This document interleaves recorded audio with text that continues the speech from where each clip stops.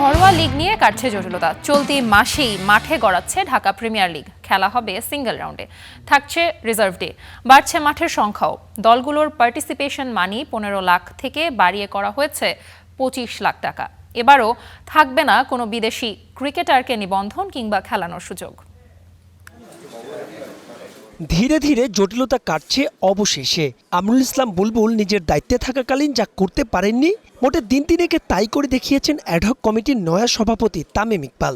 মান ভাঙিয়ে আলোচনার টেবিলে ডিপিএল এর ক্লাবগুলোকে, যদিও একরকম প্লট তো তৈরি ছিল।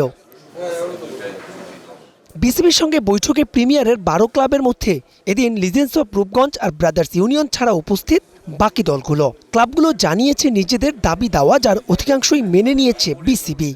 এবার থেকে বিসিবি সেই ফুডটাও আমাদেরকে প্রোভাইড করবে। সিঙ্গেল লিগেই এবার লিগটা শেষ হবে, এটা সবগুলি ক্লাব এগ্রি করছে। বেশ কিছু মাঠের ব্যাপারে আলোচনা হয়েছে যে মাঠের অপশনগুলো বাড়ানো যায় কিনা, যেটা ঢাকার খুব কাছাকাছি। তো সেই জায়গা থেকে এই বিষয়টা আলোচনায় এসেছে। সো গ্রাউন্ডস থেকে সেই বিষয়গুলোকে একটু তারা মনিটর করবেন যে আসলে প্রিমিয়ার লিগের জন্য কতটুকু রেডি স্টেজে রয়েছে, তারপরে ফার্দার এই বিষয়গুলো ওনারা আমাদেরকে জানাবেন।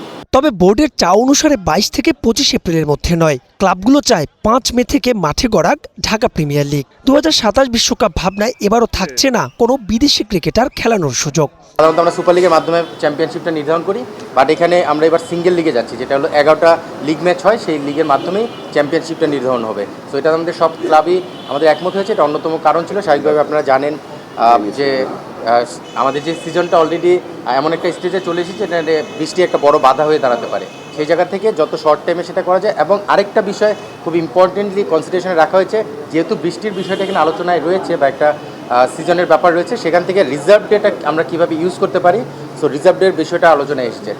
গেলবারের অভিজ্ঞতা থেকে শিক্ষা নিয়ে উন্নতি আনা হবে মেডিকেল ব্যবস্থাপনায়ও। সঙ্গে প্রতিটা রাউন্ডের 6টা ম্যাচ হবে একদিনই। তামিমের ইনসিডেন্টটা গত বছর আমরা দেখেছি প্রিমিয়ার লিগের সময়। আমাদের জ্যাকি ভাই কোচ, আমাদের একজন ফিজিও, তো আমাদের এই ধরনের ইনসিডেন্টগুলো কিন্তু রিসেন্টলি দেখা যাচ্ছে মাঠে বেশ ঘটছে। মেডিকেলের যেটা ব্যাপার, সেটা হলো একটা অ্যাম্বুলেন্স যেটা আইসিইউ সাপোর্ট থাকবে, এই ধরনের একটা অ্যাম্বুলেন্স দেওয়ার চেষ্টা করবেন যদি অ্যাভেলেবেল সেই ফ্যাসিলিটিসটা ইনশিওর করতে পারেন।